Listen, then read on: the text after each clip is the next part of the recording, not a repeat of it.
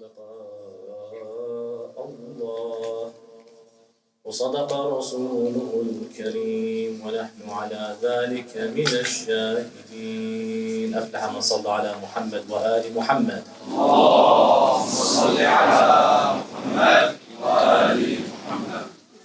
My dear respected brothers and sisters, Assalamu alaikum wa rahmatullahi wa barakatuh. Is knowledge sufficient as the criteria to be a scholar? Is that all that it takes to learn a few things, to study a few principles and laws and rules, ahkam, fiqh? And is that sufficient enough to call yourself an alim, a faqih? First of all, people study and they exert. We can't underappreciate the fact that no matter who you are, be you Muslim or non-Muslim, we can appreciate ilm and always do so.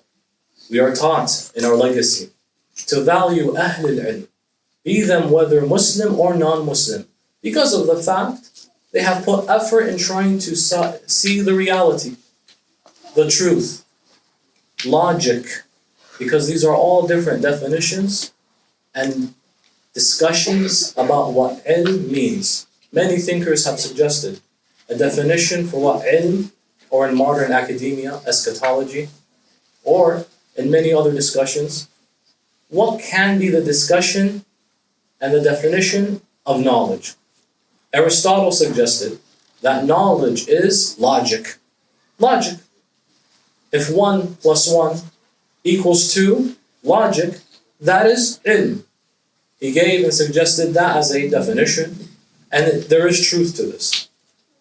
There were Sufi saints, or what we know them to be described as saints, such as Al-Ghazali and others, thinkers who said, ilm, if you ask me, I define it as kashf.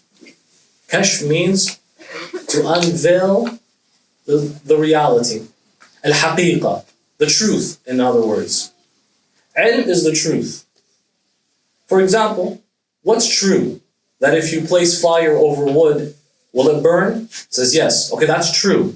So ilm is truth. But you can also define it scientifically. There are scientific definitions to ilm as well. There was a suggestion that was put forth, the third of which has the most depth. This was answered by none other than Muhammad and Al Muhammad salawatullahi wa salamuhu alayhima.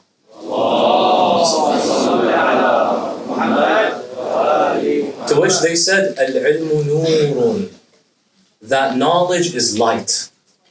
Because light, when we delve into that discussion, encompasses all of these aspects. On one hand, light does what? Kashf. Light reveals for you what is hidden, what is behind the scenes. If it's dark, in realistic terms, light will show you the truth. And on another hand, light can give you the reality. There's a logical component to it. The eye can't traverse and understand anything without first understanding what I'm dealing with. Logically speaking, I need to know in order to know. And that's a very deep discussion. This was described by the 6th Imam of Ahl al-Bayt, Al-Imam al-Sadiq. He says it beautifully. ليس العلم التعلم الكثير. That knowledge isn't the sense of being taught a lot.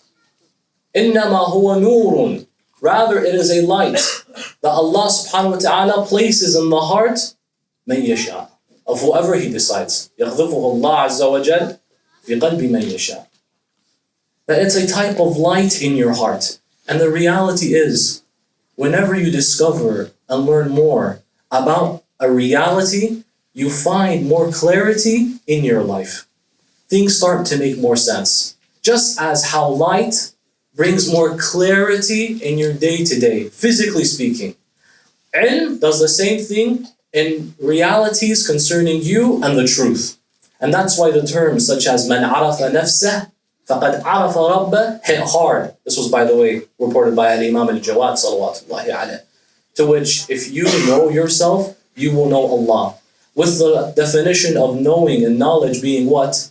It's light. It's a form of clearing my path. It combines all of these definitions. Now, Is that sufficient to be called an alim? The reality is, al-alim, from the root, knowledge, ilm, it's not the case that by learning a few terms and definitions, you can be satisfied that, hey, I have established a status of ilm, I'm an alim rabbani. Because ChatGPT can do that. Because non-Muslims can do that.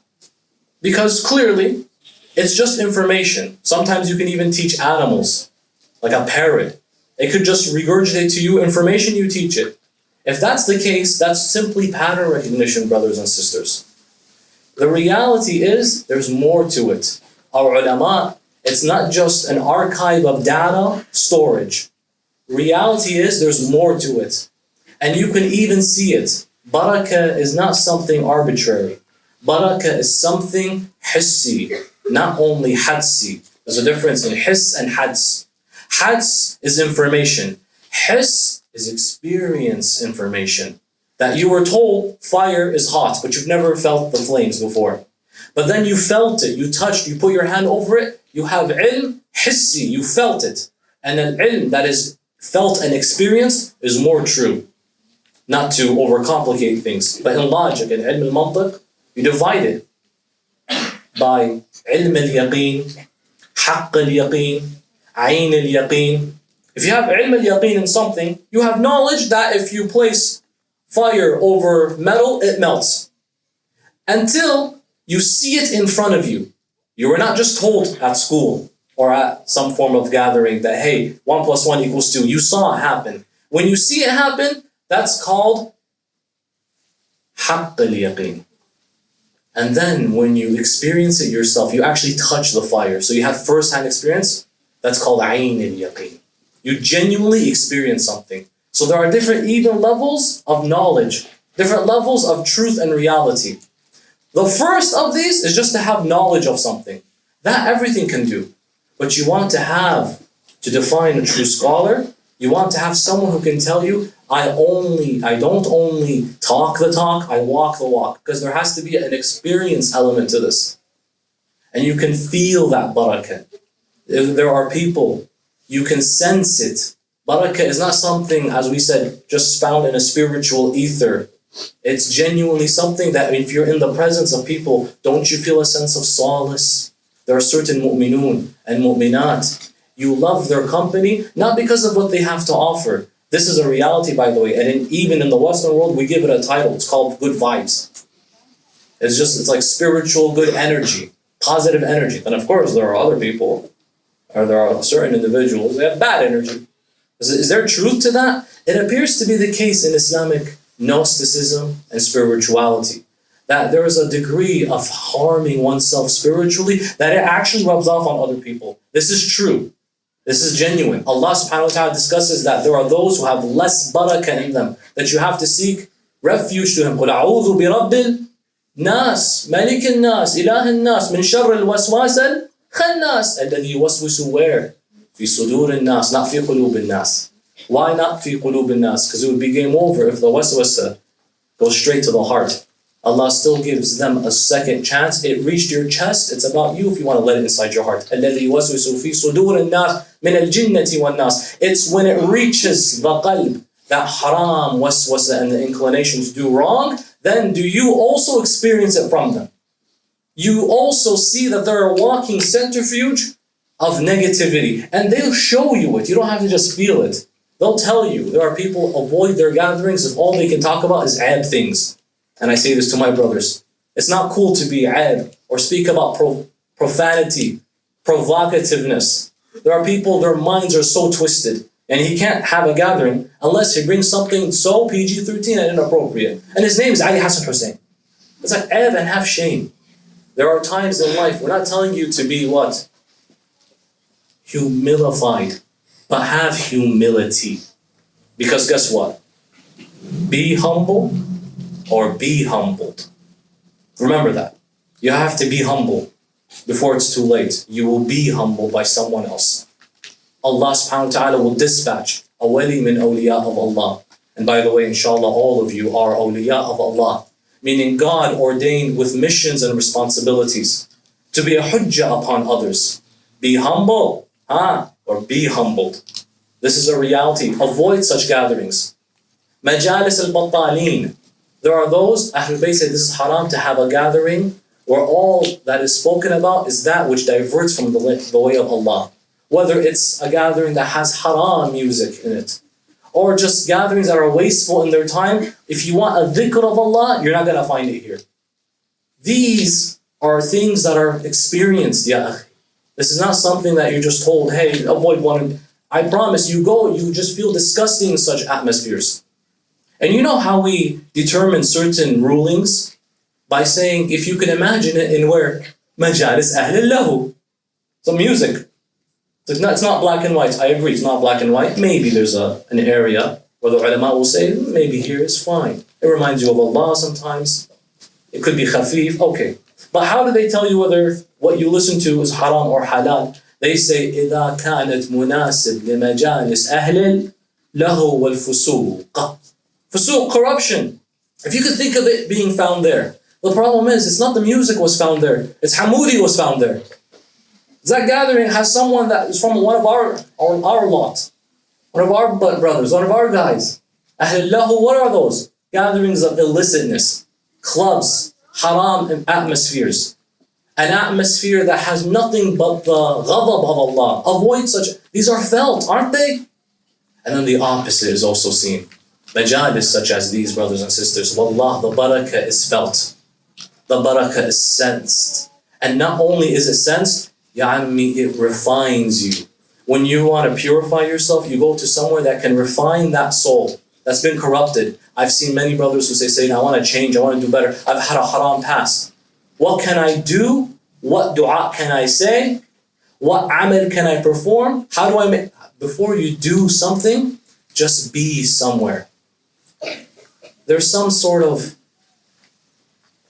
intoxication spiritually and a pollution that needs to be cleaned first. If you want to apply a sticker on a surface, but there are so much dust on that surface, it won't stay, it won't latch. You have to first clean off what's there and then apply what you need. And it'll latch on. The soul, you want to give. I want to do a dua. Let me recite Quran. These are very good. Do all that. In fact, amazing if you're interested in doing that. But first remove the batil that's inside.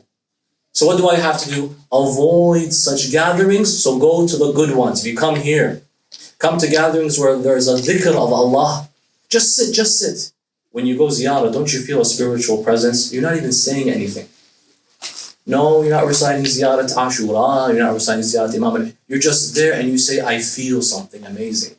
It's that atmosphere that when you leave, you say, I can't wait to go back. There was my serenity and happy place. And again, this is a Western concept. Find your happy place. Therapists will tell you, make sure that you have a zone, at least in your house, where you don't see much interruption, or commotion, or arguments, or bickering, or fighting. Find a happy place. Your happy place should be only a place where you refine that body spiritually, where there's only good vibes spiritually speaking, good gathering of mu'minun and mu'minat. This barakah is felt, brothers and sisters. Ahlul Bayt called ilm nur. Why? Because knowledge will reveal to you the truth between haqq and batil. Logic can't do that at times. Logic just tells you, here is the reality. If you apply such concepts, these are the conclusions. But ilm gives you logic because it's light. And it gives you kashf because it's light. And that is the best definition provided. If a scholar has information, but not that kashf, not that light in them, then this will impact them negatively. And genuinely, they're just a database. And this applies not just to the ulama, it applies to all of us here. Because at the end of the day, you want that what you learn actually affects you positively in life. Has it brought you positiveness? Has it helped you deal with your struggles in life? Has it cleared the way for you? And by the way, this is not only found in Islamic studies. This is found in all studies. If you just open your eyes. I have a friend, he has a PhD in chemistry. He says, Sayyidina, I got closer to Allah when I studied chemistry. Says, how? He says, when I studied the makeup of atoms and elements and how atomic weights are complementary to the next element. Sayyidina, I found it was only Allah that can design this. Everything is perfectly in detail generated in a beautiful system that you cannot fool me and tell me this happened randomly. I got closer to Allah through chemistry. There are those of you in the field of medicine. How many signs of Allah do you see in such individuals? Or you see the body and the shifa process inactive. And you're just what? You're just a contributor to the shifa. You know, at the end it's in your hands. Many examples, and this is why, by the way, that the decision, the final call of euthanasia is not with you. Sorry, ya doctor, it's with Allah. It's haram for us, and many will ask us this fiqh question. They call it peaceful killing. I've never seen killing that's peaceful, lady. But they call it that. That someone has reached the end, and we gave up as doctors. You can give up as doctors, and thank you for your service. But we won't give up on Allah. Allah subhanahu wa ta'ala has the final shot. And there are many stories where the guy is on life support, and they were advised, and many of you know these stories as well. You've seen them and heard them firsthand. Then they advise them, we advise just unplug it. Khalas, we can't do anything. And somehow the heart monitor just adds another beep. And a few more, and a couple more, and the guy's out and they live years from there on. How many stories of COVID ventilator situations have you heard? Grandmothers, grandfathers, people who are ill, and they're in these life support chambers, and it's like there's no more hope. Allah says, I have other plans. You can't end what Allah wants to save, but you can't save what Allah wants to end. It's in His hand, tabaraka wa ta'ala. Given this, brothers and sisters, someone asks a genuinely good question. Then what's the need for scholars? If we get it, you're being very spiritual, nice, ilm is nur, it's light. But really, what's the need if when I need a question, I could literally ask artificial intelligence? What's the problem with that? And if you're telling me it's how they talk to you, the experience of sitting with a scholar, I can program the prompt of ChatGPT. Hey, be nice, sound spiritual, but give me the answer. Why the need to resort to a scholar to ask questions if, by the way, and this is a good argument, and I've gotten this a lot actually, that they can make mistakes. What, you're going to tell me they'll remember everything to the detail? That they'll make genuine mistakes, but an AI won't make mistakes. So is there even a purpose for taqleed anymore? It's a good question. There are two problems with that. Number one, you gotta have to always remember, and this is affecting us on a daily basis, it's not all bad. You might hear many people will tell you that beware of the dangers of, the internet, of social media, of technology. No, this is a good thing. It's a ni'mah from Allah that there are more ways to get to information, but of course it's a double-edged sword. Social media and online access can also be deadly. And there are parents, I never quite understood this. They never provide them free access to the offline world. They always monitor. But when it comes to the online, my son would never do anything haram. Or my daughter, there's no restriction. Put child mode on. Be careful. You're just saying because they're safe physically. Yeah, but watch out what they're going to get as information. Watch out from some of the things that you can't even keep up with. There's always something new happening. You have to always monitor online and offline. This poses a very genuine good question. That if all the ulama do is this what? Data recognition. That they just look at hadith and they issue a fatwa. Why can't I just prompt all that in ChatGPT? And here's a fatwa. Hey, by the way, and I've seen this happen. It's actually resourceful. Put all the fatwa of, let's say, Marja X on the AI and say, I'm going to ask you a question. A fiqh question. You give me an answer based on what I gave you. It's actually helpful. It's very nice. But then that poses the issue. Why the need for taqleed anymore? There's two reasons. Number one, simply all AI is, as impressive as it sounds, and I played around with it, and I'm sure all of you have, and you're like, write me a poem, and it does it really nice. Now make it sound ghetto, and it does it really ugly, because that's what ghetto is, right? And then it does all these interesting things. Khalas, it's impressive. All it is pattern recognition. It just knows that if you say hi, patterns usually tell you to say hello, how are you back. The other issue is it has only what it can be fed. It feeds information online. If a real world issue occurs and it hasn't reached the online Wikipedia articles, someone hasn't uploaded something yet, it will not know what's going on. Real world issues. Another concern. Sometimes, brothers and sisters, and this is the hikmah of our ulama, that they know the answer, they'll give you the answer based on how you can comprehend the answer. You might say, well, just prompt the ChatGPT dang bot to give you an answer relative to you. It's not that easy. There are, for example, there was a brother who has a concern regarding his line of work. He's an Uber driver.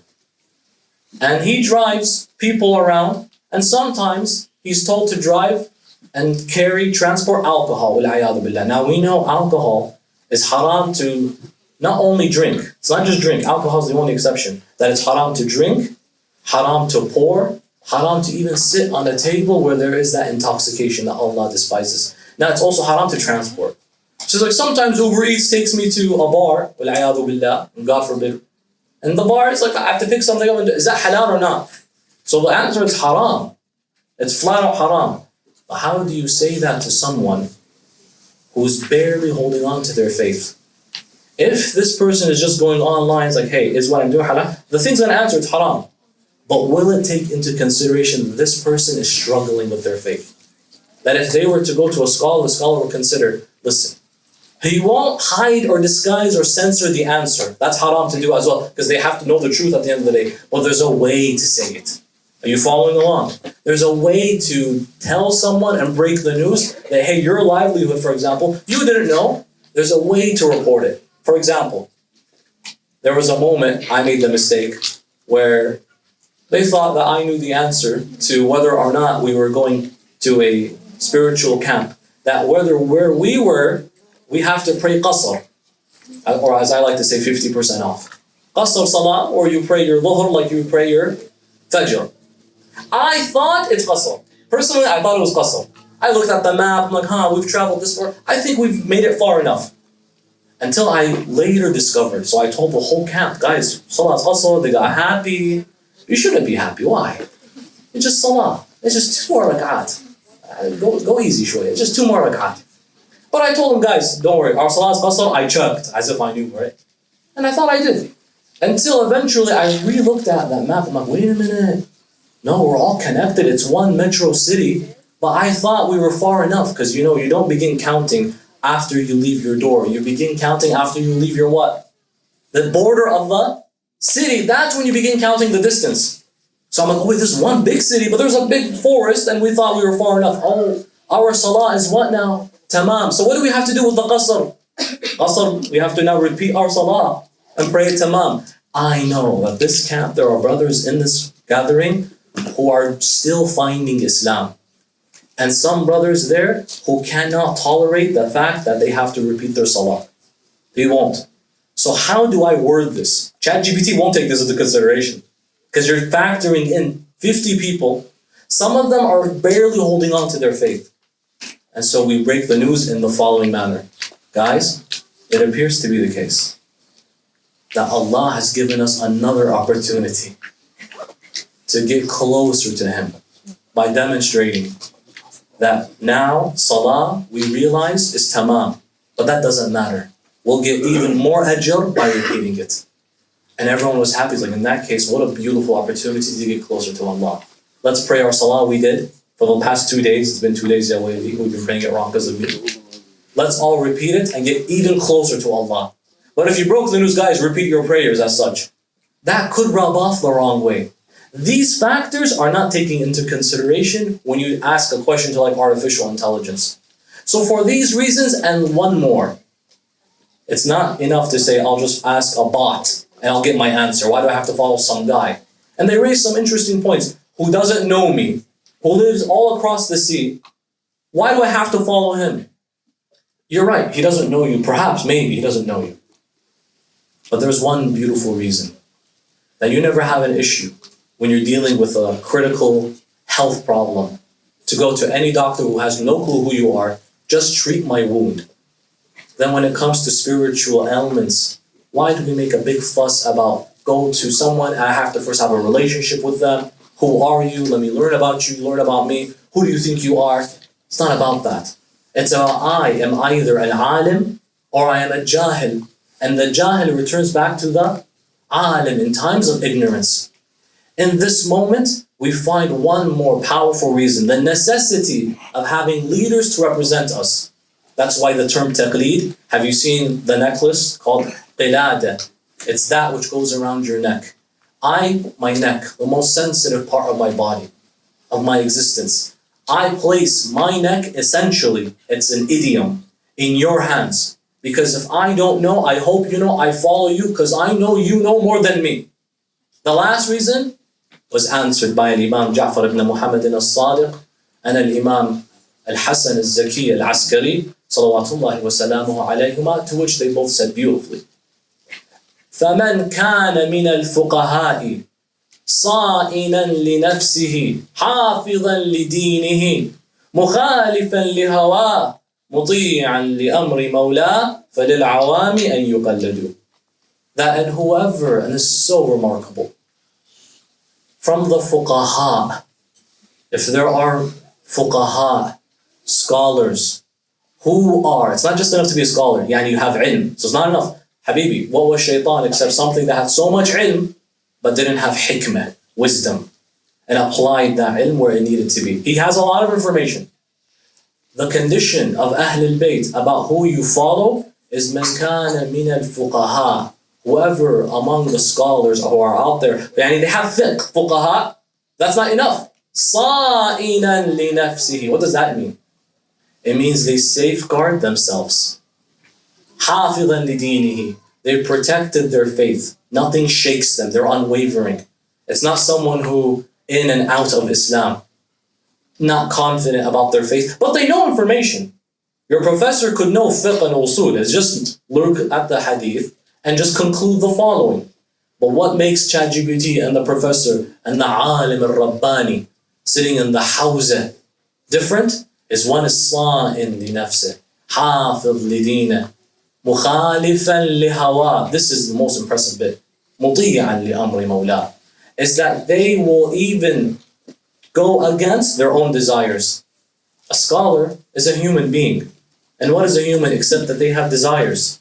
What distinguishes the human from the animal is that the animal has desires and it acts upon it. The human has desires and says, I need to control myself.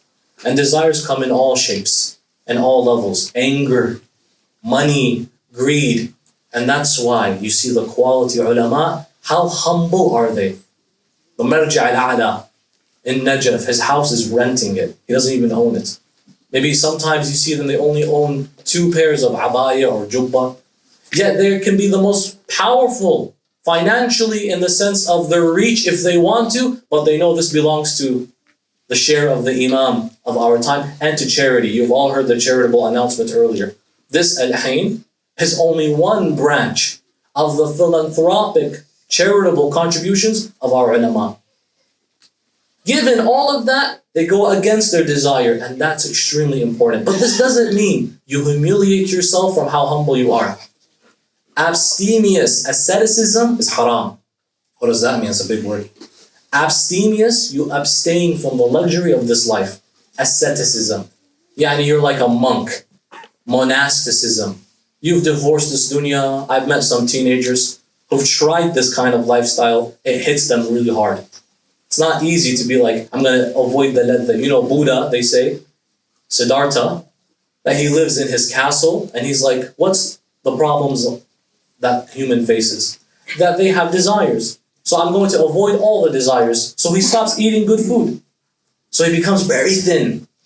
They would say he ate a grain of rice a day. Extreme, whatever that's extreme. Stopped getting into company. So he left and stayed alone for many years. Avoided everything. It's called asceticism. You know what we call that in Islam? Zuhd. But that's the wrong understanding, because that's extreme. And you know who answers for us what genuine asceticism is? Imam Abul Hassan Amir al-Mu'mineen alayhi salam. To which he says beautifully, لَيْسَ الزُّهْدُ أَلَّا تَمْلِكَ شَيْئًا إِنَّمَا الزُّهْدُ أَلَّا يَمْلِكُكَ شَيْءٍ. That to be ascetic doesn't mean you don't own anything. Rather, to be ascetic means that nothing owns you. There's someone who owns a Rolex watch, not saying they're haram, but it's as if the watch owns him, not the other way around. When he wears it, he will never raise his hand this high. I'm afraid I might hit the wall. And if someone wants to see it, watch from a distance. Akhi, it controls you. And this is a watch example. Wait till we get to the car example. And sisters, you're not exempt too. Look at the purse example. Some of the jewelry, some of the designer. It's like, it's not, enjoy the good that Allah made halal for you. Enjoy it, habibi, enjoy it. But don't let it own you. Allah has made the ni'mah accessible. Who made haram, as the Quran says, what Allah has made halal from His ni'am upon you. And even more, وَأَمَّا بِنِعْمَةِ رَبِّكَ فَحَدِّثْ. And speak about the blessings that Allah gave you. Not arrogantly, but to showcase, look how good Allah is. But the thing is, make sure you own it, not it owns you the other way, ya habibi. And Amir al-Mu'mineen says that's not asceticism. Uthman ibn Mad'un, companion of the Prophet, upright Sahabi, his wife comes to Rasulullah and she complains about Uthman. She's like, Ya Rasulullah, my husband Uthman, don't get me wrong, he's a good guy. Actually, he's amazing. But I have a huge issue with him. What's the problem? All he does in the day is fast. And all he does at night is pray. So if he's fasting, he doesn't make time for me. Naturally, he's fasting. That's the day. And all he does is at night as well. He just prays. We've been deprived from him, Ya Rasulullah, because of ibadah. Ya Rasulullah, is that halal? It's an extreme version of worship. Is that fine? Rasulullah says, bring him to me. You've probably found him in some cave worshipping, avoiding every contact. He's being really ascetic. And he sees him, Ya Uthman, to which Rasulullah says, Lam yursinni Allah bil-rahbaniyya. Oh Uthman, Allah did not dispatch me with the message of monasticism. Rahbaniyya is you're like a monk. Have you seen monks, especially the Christian kind? They are celibate. They don't entertain anything from the world of luxury. They wear very coarse clothing. Ahlul Bayt will teach us the opposite. No, enjoy, but what? In monetary, in a medium level. Not too much. Not too little, not too high. Be someone who's humble and basic. Our ulama are like this, but they take it to another level. And they're not humiliated, but they have humility, and there's a difference. There's tawadu' and there's dhul. And you'll see very soon the man who made it very clear, never to humiliation. But I will always be what? Mutawadi'. Why? Try it yourself, humble yourself. Allah has blessed you. Watch, if you are so blessed, Allah will increase your rizq. Watch Allah give you more if you say, Ya Allah, I am humbled from how much you gave me. Be humble. Some of the most impeccable people, they have so much, but they don't show you they have. That's genuinely awesome. Because it's not like they're rubbing it down or showing it or forcing it down your throat. They're telling you that, look, Allah has blessed me. And Allah says, لَإِن شَكَرْتُمْ لَأَزِيدَنَّكُمْ. And if you say thank you, just be thankful, I will give you more. And you find very beautifully that the Ahlul Bayt demonstrated, مَن تَوَاضَعَ لِلَّهِ رَفَعَ. Be humble. That's why you pray Fajr. You put your head on the floor in the middle of the night, because Allah wants you to be humble. And in life, if you begin to show a little bit of humbleness, people will speak about you. Oh, who do they think they are? You start being a bit more careful with how you show yourself to society. Ahlul Bayt would tell you, conceal some of the luxuries you have, even though they're halal to have. Imam Ali would say, Ustur thalath, conceal 3. Madhabak. Why do I have to conceal my madhab? There are certain times you might have to. Whether you make trips where you are in a society that hates your madhab. If you don't want to do that, it's your choice. We're not saying you have to. But at times you have to safeguard your interest, your safety, your family. Madhabak wa dhihabak. Dhihab means travel. When you travel, some people, they like to show the whole world that they're one day in Hawaii, and the next day in Bora, and then Melbourne, and then Adelaide. Although these are not far, right? And then ziyarah. These are good, it's a ni'mah. But be careful, the evil eye exists, and it does exist. Whether we like it or not, Allah subhanahu wa ta'ala speaks about that the hasad of the individual can affect a person. We're not saying it's wajib. It's better that a person doesn't shove all the blessings in a way that it becomes braggadocious and annoying. Madhabak wa dhihabak. You know very well what the last one is. Wa dhahabak. And your gold, where do I even need to begin? It's quite obvious and common sense. Given this, Allah will safeguard you even further to show some humbleness. Because when you're humble, Allah will raise you. And the opposite of humbleness is a takabbur. And you do not want to be labeled on Yawm al-Qiyamah as the one who Allah says, I hate the mutakabbirin. There are verses of the Quran that says, Allah la yuhibbu. God does not like, God hates basically. Among them is the arrogant, high-horsed one. I honestly cannot think of a bigger, better example than someone like Yazid ibn Muawiyah. So mutakabbir.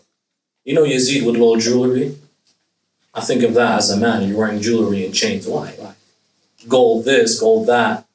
There's a hikmah why Allah made gold haram for men.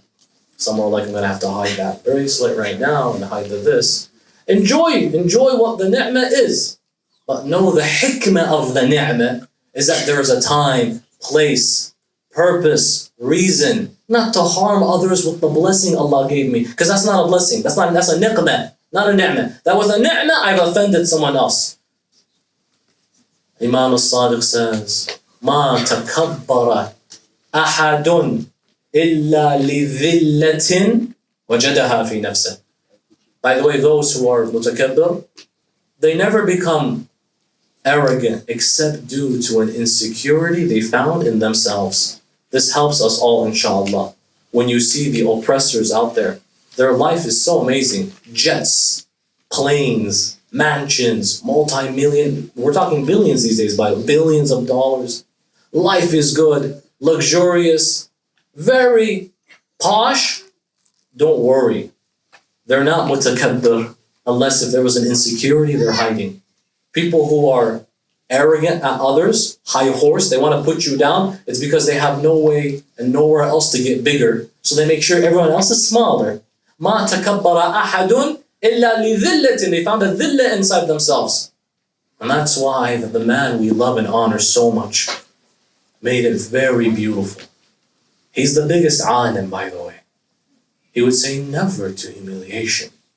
As grand as he is. Look how grand Imam al-Hussein is. Ahl al-Bayt, what do we say when we read Ziyarat al-Jam' al-Kabira? As-salamu alaykum, ya Ahl Bayt al-Nubuwa, wa mawdi'u al-Risala, wa mukhtalaf al-Malaika, wa mahbit al-Wahi, wa khaza'in al-Ilmi. Ahl al-Bayt, you are the archives of knowledge, so royal that you are all of these things. And Rasulullah is of you. And you're the combination of prophethood concentrated into imamah. You're so incredible. Look how humble they are. Imam al-Hussein, narrated by Safwan ibn Mus'ab. Imam Hussein was walking in the streets of Medina. Safwan ibn Mus'ab was a homeless man. And the homeless stick with each other. They come together. And they're eating. And they're homeless, so what can they eat? Some bread, a little bit of food, just some dates and bread. But they love Imam al-Hussein. And they said to him, Ya ibn Rasulillah, we would be honored if you joined us. Now here's a problem, by the way. There's a dilemma, shabab. These people are what? They're already struggling financially, they're homeless. And they've just invited Imam al-Hussein to join them. And so if Imam joins them, he's really going to be, in some way, an impediment in the sense that he's going to take some of the food for them. And Imam Hussein doesn't want to be some sort of burden to these individuals. But if he doesn't join them, that's very rude, because Rasulullah says never refuse an invitation. Why? Someone's invited you, it's a beautiful thing. An opportunity to get closer, to establish more relationships, it's lovely. That's why in Shahr Ramadan, it's mustahab to invite as many people to your iftar. The ajr you receive is the same ajr you got from fasting times theirs. Times more. And the more you invite, it all multiplies. And one tradition says that if it gathers beyond 10 individuals invited, only Allah can count the amount of ajr you will receive, and not even the angels. That's how much Allah favors that mu'minun get together. Imam Hussein, though, is in this predicament. Safwan bin Mus'ab says, join us. So what are you eating? A little food here and there. But if he rejects, it's rude. So what does he do? Imam Hussein says, I'll join you, no problem. Because it's rude to reject, an invite.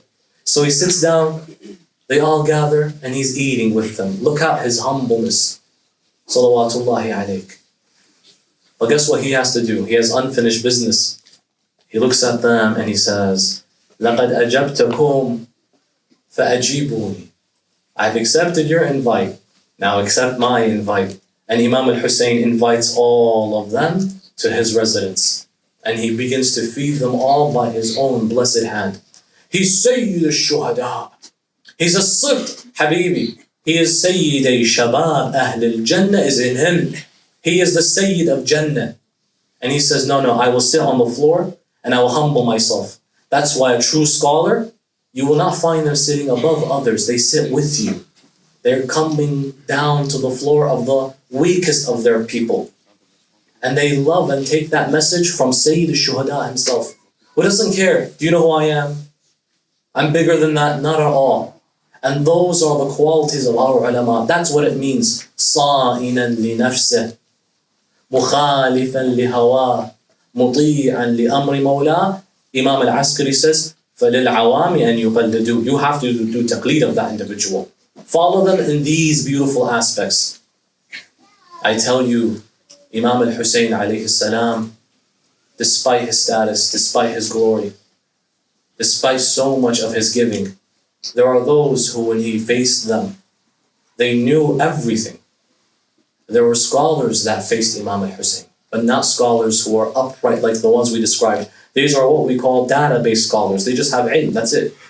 They don't have genuine hikmah. They have ma'lumat, but they don't have the nur that is the ilm. Who are these? Someone like Shuraih al-Qadi. Shuraih al-Qadi, it's not easy to kill Imam al-Hussein because you know his rights, it's so obvious. He's the grandson of Rasulullah, son of Sayyid Zahra. It's not, you have to have a strong reason to still go after him. And you ask yourself, were these people that crazy? That one man sitting in Sham says, hey, go kill him, and they just accepted? It took religious justification. And who did it take? Shuraih al-Qadi. Qadi, he's a judge. He's in Kufa. Ubaydullah ibn Ziyad wants to mobilize people shar'an to kill Imam al-Hussein. Do you see what they do? When they mix politics with corrupt excuses of religion. And that's why they always hijacked Allah. Ibn Ziyad, what does he say? He says, كَيْفَ رَأَيْتِ صُنْعَ اللَّهِ بِأَخِيكِ. How do you see what Allah has done? It's Allah's fault. They always use Allah to justify the tragedies and horrors and crimes and pandemonium that they cause. Shuraih, what does he do? Bin Ziyad says, Shuraih, I need you to write me a fatwa. Killing the blood of the son of Rasulullah. Shuraih said, that's not going to be for free. He's already there. Shuraih was a judge established by the second Khalifa. His roots are very corrupt, but he's a scholar in the rules of ahkam. He doesn't have the light of hidayah and Ahlul Bayt. He says it's going to cost you. Ubaydullah ibn Ziyad says, 10,000 dinar, is that sufficient for the blood of the son of Rasulullah? Says 10,000? No. You know this is going to go in history. Bin Ziyad says, how about 20? Says no more. 50? No. 100,000 dinar. Dinar, by the way, is a gold coin. Hadith says he kept bringing it up and up until they reached 600,000 dinar. Shuraih says, that's enough for me. I'll be happy. The next day, Shuraih al-Qadi, who appears to be this big Islamic scholar, mufti, judge, not guided, not what we said, صَائِنًا, ha shabab? صَائِنًا لِنَفْسِهِ مُخَالِفًا لِهَوَاهِ مُطِيعًا. None of that. He doesn't fear Allah. What does he do? He comes out from Masjid al-Kufa and they all await a massive announcement. They all announce, guys, Shuraih has a fatwa he just made. He issued a decree. What does he say? Shuraih brings out the paper and he says, Bismillah ar-Rahman ar-Rahim, إِنَّ الْحُسَيْنَ خَرَجَ عَنْ دِينِ جَدِّهِ فَيُقْتَلْ بِسَيْفِ جَدِّهِ لَا حَوْلَ وَلَا قُوَّةَ إِلَّا بِاللَّهِ. Surely Hussein has left the faith of his grandfather, so he shall be killed by the sword of his grandfather. Shuraih al-Qadi, fatwa issued. This helped pave the way. Now some of those who are sick-minded, like Shimr, like Bin Ziyad, these people are already misguided. These are now saying, oh, I have religious justification. And that's why, by the way, you see many of those who are corruptors. I want my brothers here paying attention. You see many of those who are corruptors. Ha, Shabab? Shabab right here to my right. Assalamu alaikum. You see many of those who are corruptors. What will they say? God promised us this? Ha. When you mix dirty politics and you need to use an excuse. We think we're dumb. You think we were born yesterday? And God promised me it. Oh, now when you start infusing faith and politics, it becomes dirty. Because the kind of faith you used wasn't genuine nur. What was it? It was just fabrications for the justification of your horrible, horrid, tumultuous bloodthirstiness. But you need an excuse, and there are those who are half-brained who will believe it. It was promised to us. It's a godly initiative. It deserves to be us. God promised it 3,000 years ago. Us, and kill all those who stand between you. It's the same mindset, by the way. One Taghut sitting in Sham, another one sits where they got a good slap on the face in the last few weeks. In any case, given all of these factors, it's not like they don't know. They know, but people will do whatever they want, even lie upon Allah subhanahu wa ta'ala. And that's why, brothers and sisters, Imam al-Hussein alayhi salam, when he confronts Umar ibn Sa'ad, Umar has been debating with him. How about you give allegiance and that's all we want? He said, no. Then they followed up with this, Ya Hussein, how about this? Send your family back. That's all we want you to do. Send your family back, and it's just you and us. You can send your family back, and we can have a discussion like civilized men. Imam Hussein says, I stay with all of them. And by the way, I gave them a chance to leave, and they said no as well. They said, Ya Hussein, many opportunities are coming for you. We'll give you riches. We'll give you money. We'll give you your life. He said no.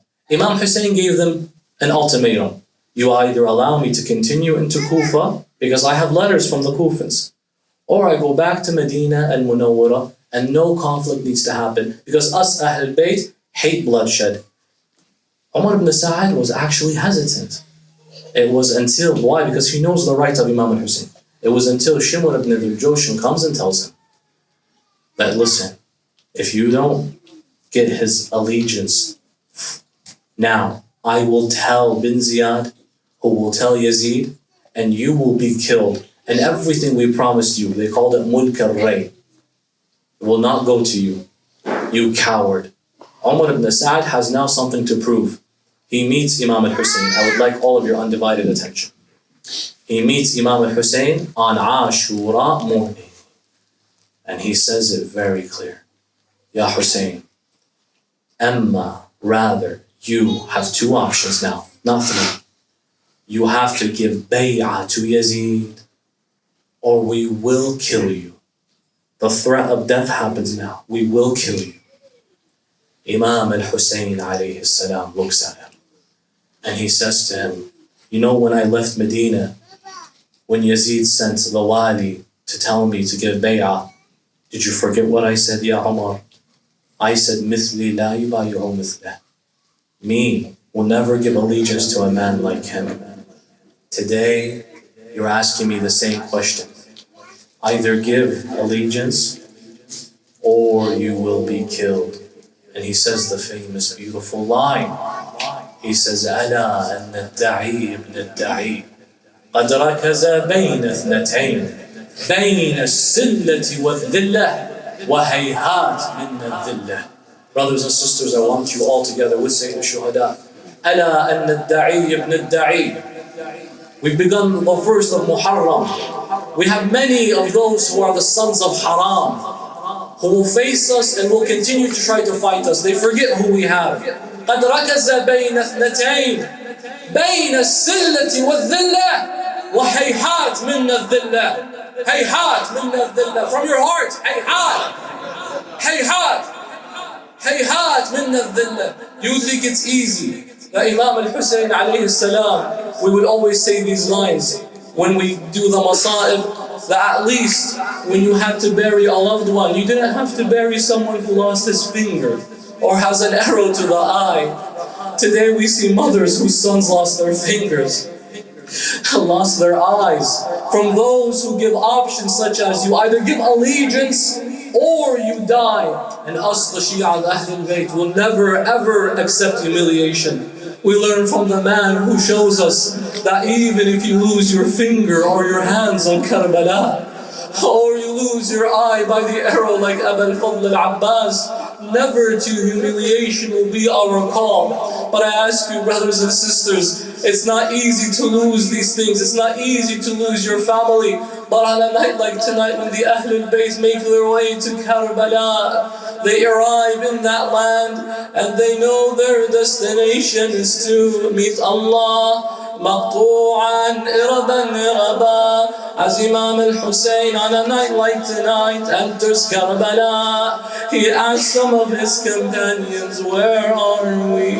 One of them says, we have reached Al-Ghadiriyah. The other one says, we are in a land called Nainawa. To which Imam Hussein says, there's another name for this land. They say to him, it's also called Karbala. Imam al-Hussein raises his hands to Allah and he begins to say, Allahumma inni a'udhu bika min al-karbi wal-bala. Oh Allah, I seek refuge to you from the trials and tribulation of this land. And he goes to inspire the aqwam and the ajyan and the ulama and the shuhada. And that's why even on days like today, when you see so many who are broken, so many with families and limbs taken apart, they all can lean back on the message of Sayyid al-Shuhada alayhi salam. But who did Sayyid al-Shuhada have to lean back on? Habal Fadl is by the river. Akbar is already gone. His baby and family are all taken away. Everyone had Imam Hussein to lean back on. Who did Hussein have? Wa wayla.